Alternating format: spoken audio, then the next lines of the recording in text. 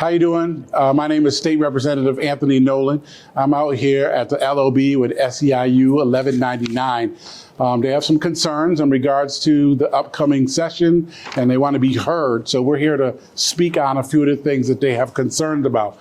So we have who? Say your name, please. My name is Julio Reyes. Julio? Hi. So tell us some of the things you're here for today, and then you'll pass it on to the two other speakers and share with people listening why you're here and what you need us to help you with, and some of your demands, because these are demands. These aren't, for so long you've been going without or the need to elevate the funding that comes to you. So please share.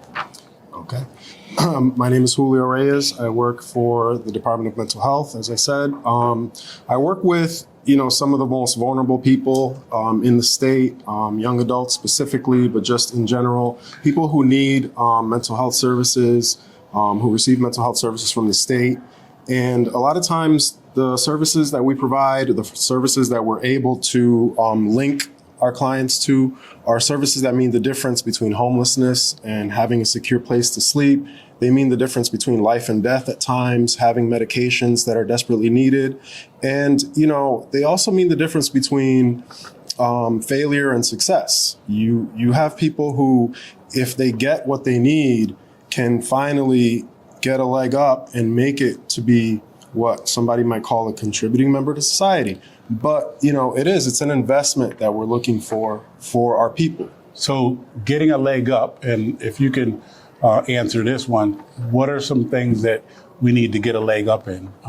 How can it help those that you work with, but also how can it help you as an individual that is a worker that is closing the gap that Connecticut so greatly needs you to close? Yes, so hi, my name is Mitchell Namias. I work at the Department of Public Health, and I'm here today because the department has received devastating news that the Trump administration is reducing our funding effective immediately by almost $150 million. So that creates a huge gap, because that was services that were funneled out into local health departments. That was services provided to public health infrastructure. That was services provided by the department directly in the form of immunization dashboards, immunization databases, other vital behind the scenes information directly related to a person's health and to help keep them healthy. And, we need support from the state to help maintain these critical life-saving services. Otherwise, we're not going to be able to respond to new disease outbreaks in a timely manner. We're not going to be able to screen newborn infants for critical diseases that could be life-altering or even life-threatening in a timely manner. So we need the support from the state to help address these gaps that have now been created by this money ripped out of our hands unjustly by the Trump administration. Yeah. So in regards to some of the services, if you can take over the mic, what are some of the services that you all provide that without the right funding that you're going to either not be able to provide, or you're going to lose colleagues because of possible cuts? Definitely. I wanted to talk about the hiring freeze. I'm sorry, my name is Jennifer Lemire. I work for DDS. The hiring freeze, it's really bad because we're very shorthanded as it is. We have open positions. Where I work, I'm getting mandated just about every day. So when you say mandated, explain what mandated means. Mandation is when you're stuck, you can't go. You have to stay until you have a relief. And sometimes how many hours is that? It could be 16, 17, 18, 20. It varies. Yeah. So we don't have the staffing as it is. So with the hiring freeze, we can't get any help coming in. There is no help coming. Where is our help? Wow. So where are many of you from? What towns are you from? I'm from Manchester. Manchester, Wethersfield, East Windsor, New London, Lebanon. Hartford, Torrington, Newington, Putnam. Okay. Berlin. Okay. So what are you looking for legislators and the administration to do to actually help? More staff. More staffing? We need Okay. funding appropriated to keep our jobs. Now, is there a certain amount of funding that you're asking for, or you just want more funding so you can survive? The cuts that we received are pretty much the funding that we need to continue functioning at the capacity that we're functioning at and protect public health in the state of Connecticut, protect mental health in the state of Connecticut, and protect critical services that people need in the state of Connecticut. So we need this funding restored so that we can have our jobs. Okay. We need the legislators to address the spending cap or the fiscal guardrails, because right now OPM is telling us we're at the top of our budget. That's why there's a hiring freeze. That's why our contracts are being cut. That's why these critical services are being clawed back.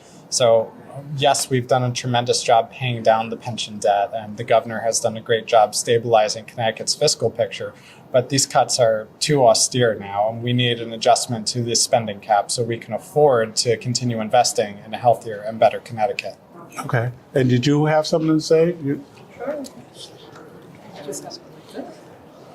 Hi, my name is Ellen Durko. I'm a nurse at Department of Corrections, and we have been unfairly burdened with the fallout of the opioid epidemic without receiving any money that AG Tong did procure for people with addiction problems. The majority of our population, they are at the end of the line with their alcohol and drug addictions, and that cuts across every zip code in the entire state.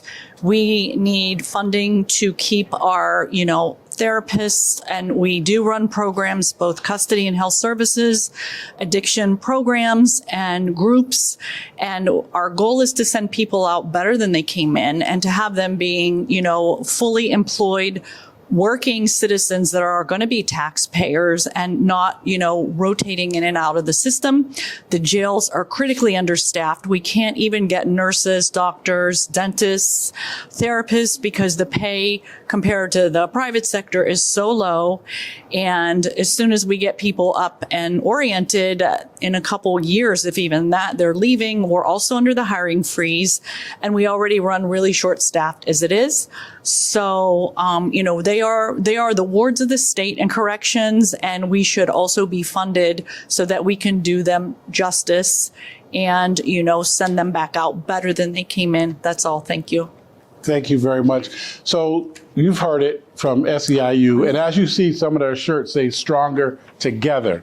Just remember, legislators, stronger together. They're with you when you're running for election. Now they're here to ask for the help that they've also given us when we run. So my name is State Rep Anthony Nolan, and I'm standing with SEIU 1199 to try and make sure that we make it work for them. Thank you. Can I say something? Yes. Hi, my name is Marveline McClurty. I take care of the veteran at Rockland Veteran Nursing Home, and we work short. We are failing the veterans because we're lack of staff. We cannot do our job in a timely manner, so sometimes we have falls. They serve us, and right now at this present moment, we are failing them.